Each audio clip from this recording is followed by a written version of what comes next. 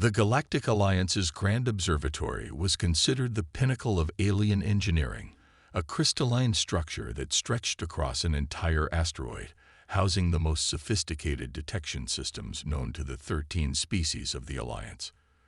For centuries, it had tracked every ship movement, every spatial anomaly, and every potential threat within 50 parsecs. Until today. The first sign that something was wrong came when junior observer Kelfar's sensory stalks began to vibrate. The Arctian scientist had been monitoring the quantum fluctuation patterns in Sector 7 when an inexplicable void appeared in his readings. Not an anomaly or a disturbance, but an absence, a perfect nothingness that shouldn't exist. Senior observer Kelfar chittered nervously, his exoskeleton clicking against the crystalline console. "I believe we have a situation." Senior observer Vaxna glided across the observatory deck, her bioluminescent form casting shifting patterns across the dark surfaces. She had overseen the facility for 3 decades, and in all that time, she had never heard such uncertainty in a junior observer's voice. The void in their sensors grew larger, moving with deliberate purpose toward the heart of Alliance space. Then, without warning, their primary scanning array went dark. Emergency systems activated immediately, bathing the observatory in crimson light. Vaxna's phosphorescent patterns shifted to alarming shades of red and orange. "Full facility lockdown," she commanded, her voice resonating through the neural network that connected all Alliance facilities. "Alert the High Council. We have an unknown entity approaching the Centauri Nexus." But before her message could reach the Council, the void disappeared. In its place, appearing as if it had always been there, was a ship. But not like any ship the Alliance had ever encountered. Where Alliance vessels were organic curves and flowing lines, this was angular, aggressive, and darker than the void it had emerged from. It stretched nearly 2 kilometers from bow to stern, its hull decorated with strange geometric patterns that seemed to absorb light rather than reflect it. "Impossible," Vaxna whispered. "The quantum shields, the detection grid, nothing can bypass them." The ship's design was unlike anything in the Alliance database, but its origin was unmistakable. Human. The species that had been denied membership in the Alliance barely 50 years ago for being too primitive, too aggressive, too unpredictable. The same species that had retreated behind their borders after the rejection, maintaining only minimal contact through automated trading posts. Senior observer, Kelfar's voice quivered. "They're broadcasting on all frequencies." The message that filled their communications array was brief, delivered in perfect Alliance standard. "This is the TNS Hyperion. We come with a warning. The High Council has 24 hours to convene. What follows will determine the fate of all sentient life in this galaxy." Vaxna felt her bioluminescence dim as the implications settled in. Humans had not only developed technology that could bypass the most advanced security systems in known space, they had done it in complete secrecy. And now they were here, at the heart of Alliance power, making demands. Emergency protocols activated across the facility as reports began flooding in from other observation posts. None had detected the ship's approach. None could explain how it had penetrated their defenses, and none could offer any insight into the capabilities of the vessel that by all rights shouldn't exist. As the Hyperion maintained its position, silent and imposing against the backdrop of stars, Vaxna made a decision that would alter the course of galactic history. She opened a direct channel to the High Council chamber. "Honored counselors," she transmitted, her patterns now pulsing with urgent clarity. "The humans have evolved far beyond our expectations, and I fear they know something we don't. Something that terrifies them enough to risk war by entering our space uninvited." The response from the Council was immediate.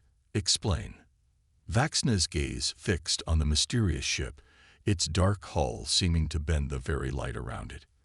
"Because, honored ones, in all my years of observation, I have never seen a species risk everything, unless everything was already at risk."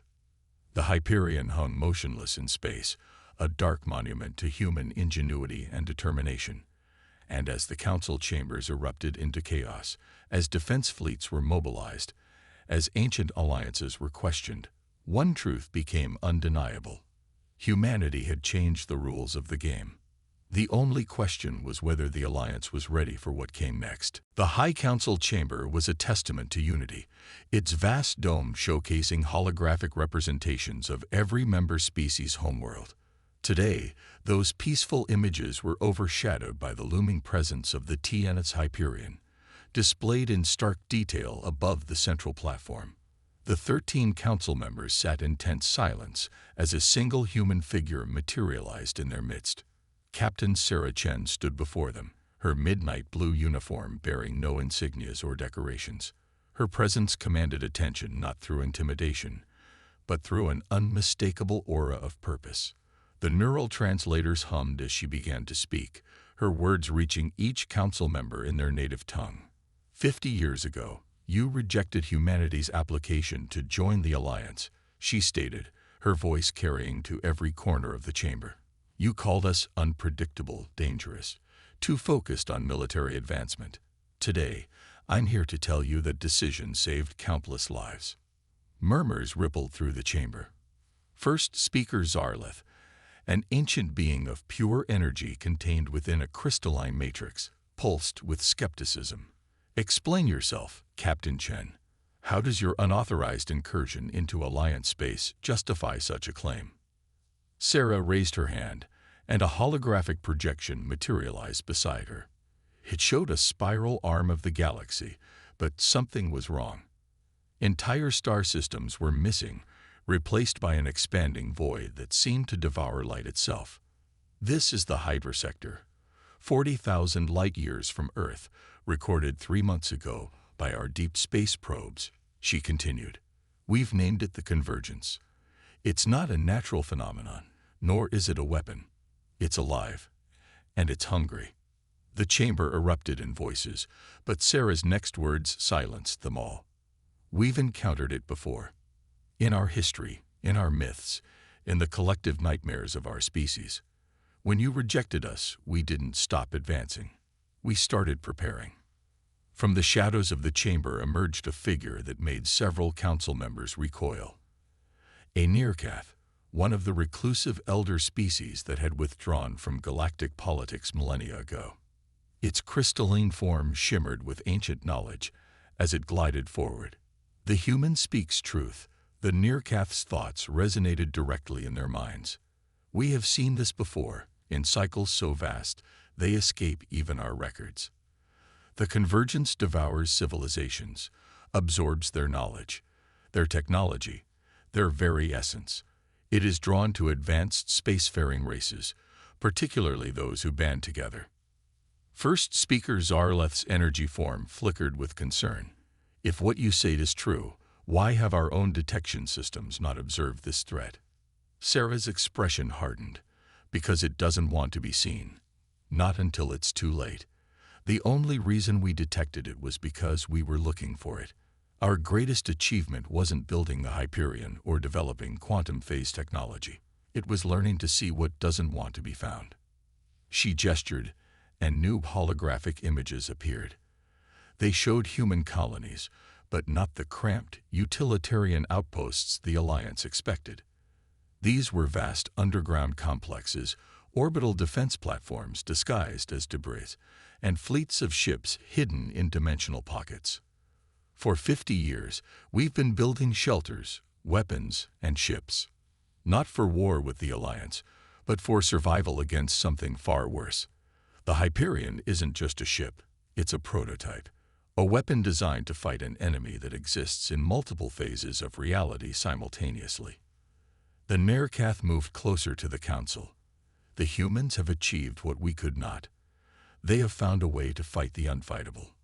Their isolation, their drive for military advancement. It wasn't aggression. It was preparation. Sarah's voice took on a new urgency. The convergence is accelerating. Our models predict it will reach Alliance space within 3 months. Earth has already begun evacuating our outer colonies. We're not here to ask for permission or forgiveness for entering your space. We're here to offer you a choice.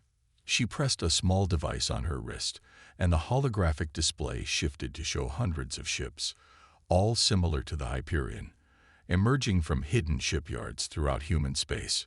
You can maintain your belief in your technological superiority, your perfect detection systems, your impenetrable defenses, or you can accept that humanity's primitive aggression might be the only thing standing between this galaxy and extinction. The council chamber fell silent as the implications sank in. The Nirkath's presence lent credibility to the humans' warning that couldn't be ignored. First speaker Zarleth's energy form pulsed with decision. "What do you propose, Captain Chen?" Sarah's response was immediate. "Open your shipyards. Share your resources. Let us upgrade your defenses and train your forces. The convergence is unlike anything you faced. But humanity." A grim smile crossed her face. "Humanity has been preparing for this fight since we first looked up at the stars and felt fear." The Alliance colony of New Meridian was supposed to have another month. The evacuation had barely begun when the void appeared in their sky, a writhing darkness that defied the laws of physics. Emergency beacons screamed across subspace as 3 million colonists faced what ancient human myths had once called the end of all things. But humanity had not spent 50 years idle. The TNS Hyperion materialized from quantum space directly between the colony and the advancing darkness. Captain Chen stood on her bridge, surrounded by holographic displays showing the impossible physics of their enemy. Her crew, hand-picked from Earth's finest, moved with practiced precision. "Quantum shield grid at full power," reported Lieutenant James Morrison, his fingers dancing across neural interfaces. "Phase shift drive ready for emergency maneuvers." Sarah's eyes narrowed as she studied the readings. The convergence was larger than their models had predicted, its void-like presence already beginning to distort the local space-time fabric. Behind her, Dr. Elena Rodriguez, their chief xenophysicist, spoke in clipped tones. "Captain, it's not just consuming matter. It's devouring the quantum probability fields themselves. This is beyond even our worst projections." The Alliance defense fleet arrived moments later, their organic ships beautiful but woefully unprepared. Sarah opened a channel. "Alliance vessels, maintain distance. You don't have the shielding for this. Focus on evacuation support." The void pulsed, and tendrils of absolute darkness reached toward New Meridian. The colony's shields, considered impenetrable by Alliance standards, shattered like glass. But before the tendrils could touch the surface, they met something else: the Hyperion's quantum barrier, a shield born from humanity's understanding of both science and fear. "Multiple phase signatures detected," Morrison announced. "It's trying to shift through our defenses." Sarah's response was immediate. "Initiate the Prometheus protocol." The Hyperion's hull began to glow with an inner light, geometric patterns flowing like liquid mathematics across its surface. The ship's quantum core, powered by humanity's mastery of dimensional engineering, channeled energy that the Alliance had deemed theoretically impossible. Broadcasting on all frequencies, Sarah commanded, "To all Alliance vessels and colonial authorities, what you're about to see is classified under Earth Protocol Black Zero. Any attempted documentation will be automatically erased." The Hyperion's weapons weren't simple energy projectors or mass drivers. They were the product of 50 years of preparing to fight an enemy that existed in multiple phases of reality. As the ship engaged, reality itself seemed to buckle. Beams of concentrated quantum dissolution, weapons designed to fight an enemy that devoured existence itself, lanced out from the Hyperion's arrays. Where they struck the void, they created points of forced probability collapse, turning the convergence's own nature against it. The void recoiled, its tendrils writhing in what might have been pain. But it wasn't retreating.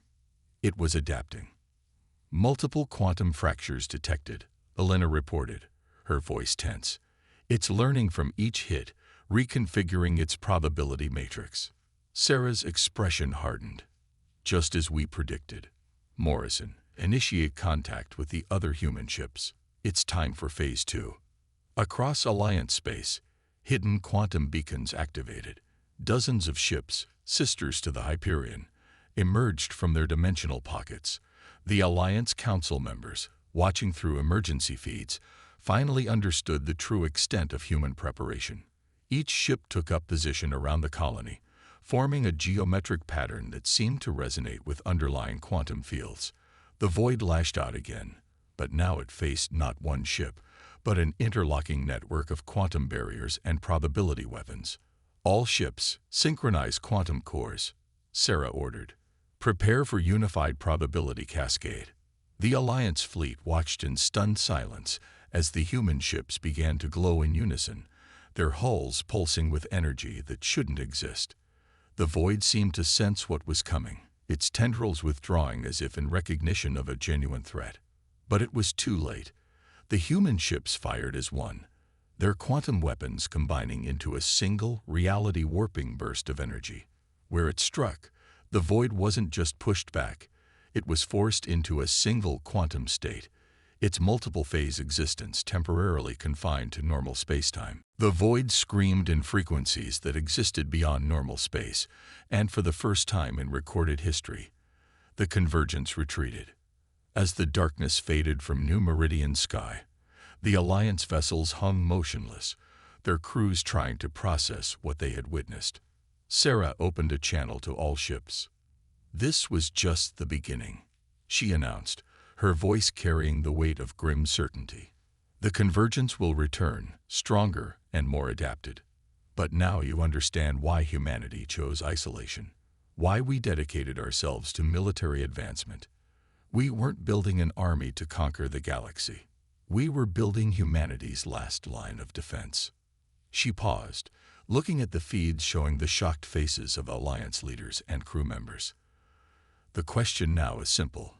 Will you continue to see us as primitive aggressors, or will you accept that humanity's paranoia and preparation might be the only thing standing between this galaxy and oblivion?" The response came from an unexpected source. The Nyrcath representative, speaking directly into the minds of all present. "The humans have proven their worth not through diplomacy or trade, but through the one currency that transcends all species, survival. The real war hasn't even begun. The question isn't whether to trust them. The question is, can we afford not to?" The transformation of the Alliance's premier shipyard was breathtaking.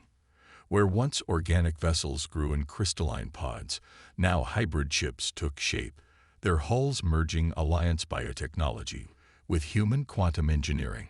Captain Sarah Chen stood on an observation platform alongside First Speaker Zarleth, watching as the first joint species crew boarded a newly completed vessel.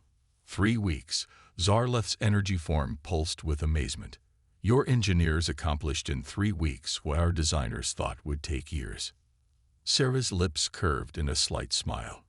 "Necessity breeds innovation. We've had 50 years to perfect rapid deployment and adaptation protocols. Though I must admit, your biotechnology has possibilities we never imagined."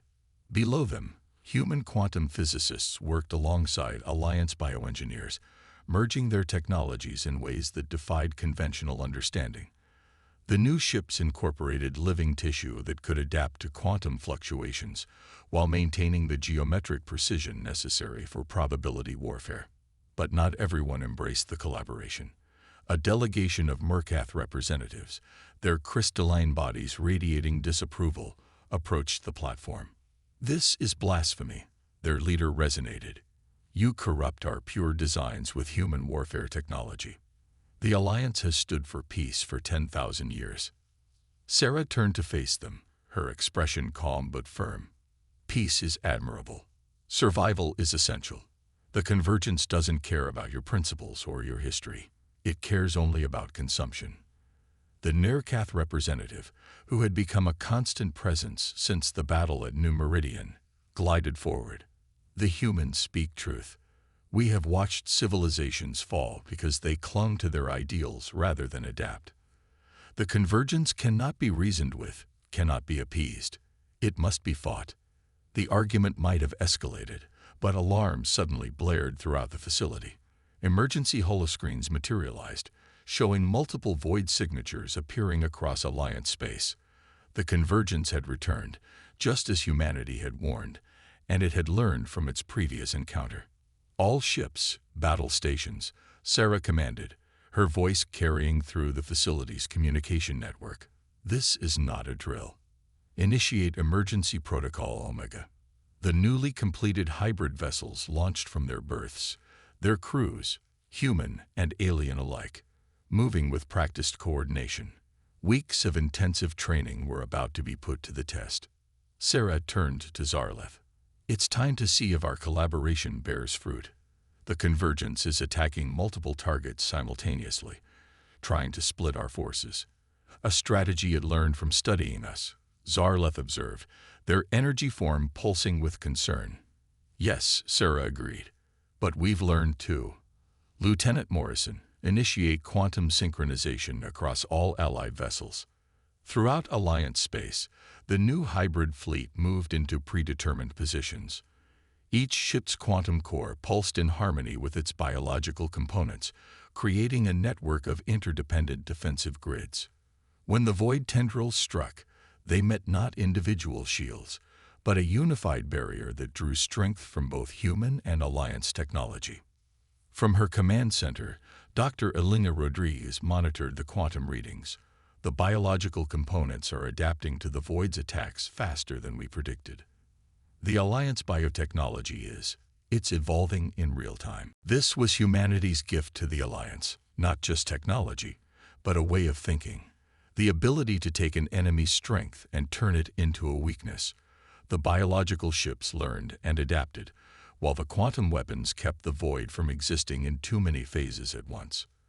The Mercath delegation watched in stunned silence as their precious organic vessels, now augmented with human quantum technology, demonstrated combat capabilities they had never imagined possible.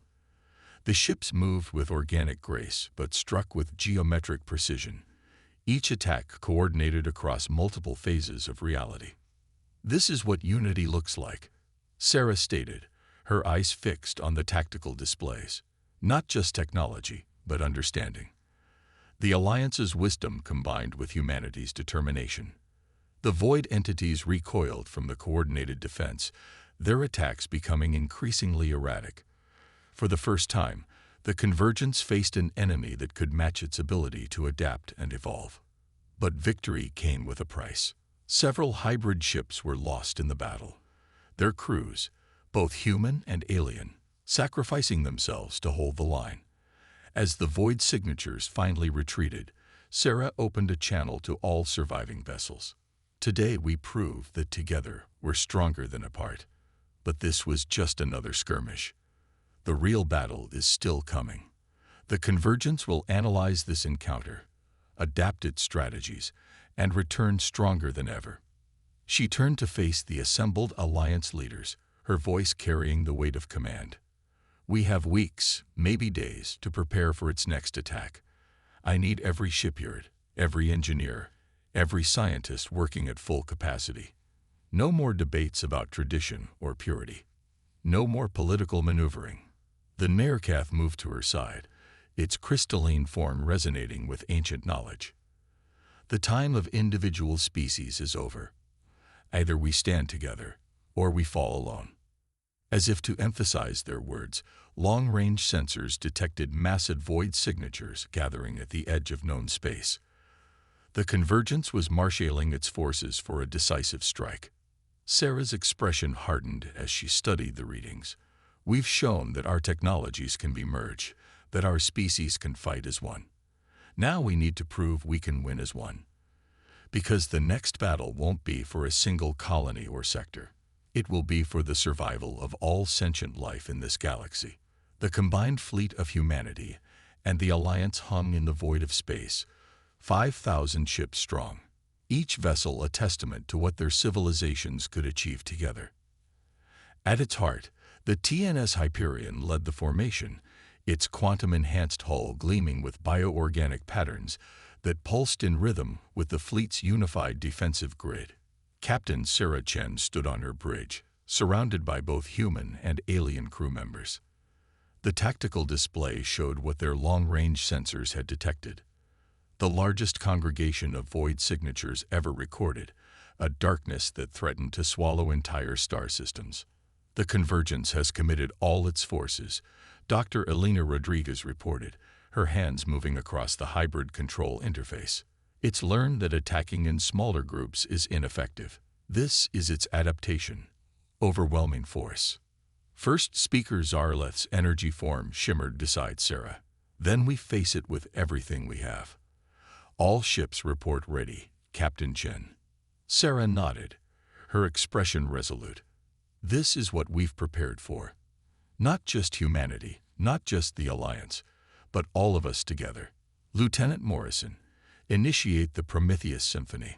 Throughout the fleet, quantum cores synchronized with biological systems in a harmony of science and life.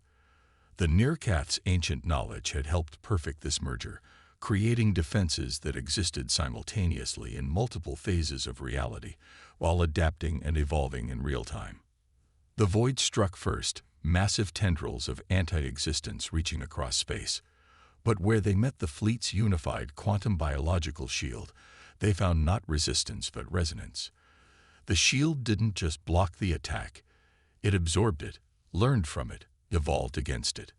All ships, execute attack pattern Omega. Sarah commanded. Remember your training. Don't fight alone. Fight as one. The fleet moved with unprecedented coordination. Human quantum weapons fired in sequence with Alliance biological systems, creating cascading waves of forced probability collapse. The void recoiled, its darkness fragmenting under the assault. But it wasn't retreating. It was changing. Multiple phase shifts detected, Elena called out. It's trying to exist in all possible states simultaneously. Sarah's response was immediate. Initiate Protocol Ascendant. All ships, prepare for dimensional anchor deployment. The fleet's formation shifted, creating a precise geometric pattern that the Nirkath had discovered in ancient ruins, a pattern that resonated with the fundamental structure of space-time itself. As the void expanded, trying to exist everywhere and nowhere at once, the fleet's quantum cores pulsed in unison. Reality itself seemed to shudder as human-designed quantum anchors, enhanced by Alliance biotechnology, forced the convergence to exist in a single phase of space-time. For the first time in its ancient existence, the void entity was trapped, confined, vulnerable. But the convergence wasn't finished. Its darkness coalesced into shapes that defied comprehension, abstract geometries that threatened to shatter sanity. It had learned from every previous encounter, adapted to every strategy, and now it revealed its true form, a being of pure mathematical horror. Hull breaches detected across the fleet, Morrison reported, his voice tense. The void's using our own quantum fields against us. Sarah watched as several ships succumbed to the void's attack, their crews sacrificing themselves to maintain the dimensional anchor. But in their destruction, they provided one final piece of crucial data. Elena, Sarah called out, her eyes fixed on the tactical display. The void entities, they're not just adapting. They're resonating. Each one is connected to all the others across quantum fields. The xenophysicist's eyes widened with sudden understanding. If we could force that resonance into feedback. Exactly. Sarah opened a channel to all ships. All vessels, reconfigure quantum cores for maximum amplitude. Prepare to channel all power through the biological matrices. We're not going to fight the void's connection. We're going to overload it. The Nirkath representative's crystalline form pulsed with approval. Yes, yes, the pattern becomes clear. Not destruction, but transcendence. The void pressed its attack, its abstract geometries tearing through space-time. But each ship it destroyed, each barrier it broke, only added to the quantum resonance building throughout the fleet. The hybrid vessel's biological components evolved and adapted at unprecedented rates, their quantum cores pushing the limits of possible energy states. Now, Sarah commanded, all ships release quantum containment. Channel everything through the biological matrices. 5,000 ships released their quantum energy simultaneously, not as weapons, but as a single, unified pulse of pure possibility. The energy traveled through the biological components, evolving and growing, before reaching out to touch the void's quantum resonance. The effect was beyond anything they had predicted. The void's own interconnected nature became its undoing. The quantum pulse cascaded through its network, growing exponentially with each connection, until reality itself began to buckle under the strain. Energy readings off the scale, Elena reported, her voice filled with awe. The void entities, they're being forced into quantum collapse. The darkness that had threatened all existence began to fold in on itself, its abstract geometries collapsing into simpler and simpler forms. The void screamed in frequencies that existed beyond normal spacetime, a sound of both ending and transformation. Then, in a final burst of quantum energy that temporarily blinded every sensor in the fleet, the convergence vanished. Not destroyed, but transformed, its consciousness scattered across billions of quantum states, unable to coalesce into a unified threat ever again. As emergency power restored the bridge displays, Sarah looked out at the surviving fleet. Nearly 1,000 ships had been lost, their crews giving everything to ensure victory. But they had succeeded where countless civilizations had failed. They had faced the ultimate threat and emerged triumphant. "Send word to all Alliance worlds," she ordered, her voice carrying the weight of history. "The void is gone. We've won." First speaker Zarleth's energy form pulsed with solemn joy. "No, Captain Chen. Not just one. We have evolved. This victory belongs not to humanity or the Alliance, but to all of us together. We have proven that our greatest strength lies not in technology or biology, but in our ability to unite, to adapt, to transcend our limitations." As the fleet began its journey home, Sarah reflected on the path that had led them here. Humanity's isolation, their desperate preparation, their shocking return, it had all led to this moment. Not conquest, not dominance, but partnership. A partnership that had saved the galaxy and changed it forever. "Send a message to Earth," she commanded. "Tell them it's time. Time to truly join the galactic community. Not as conquerors or saviors, but as equals. Because together, there's nothing we cannot face." The hybrid ships turned toward Alliance space, their quantum biological hulls glowing with new possibilities. They had faced the darkness and emerged stronger. And in doing so, they had written a new chapter in the history of all sentient life. A chapter of unity, courage, and hope.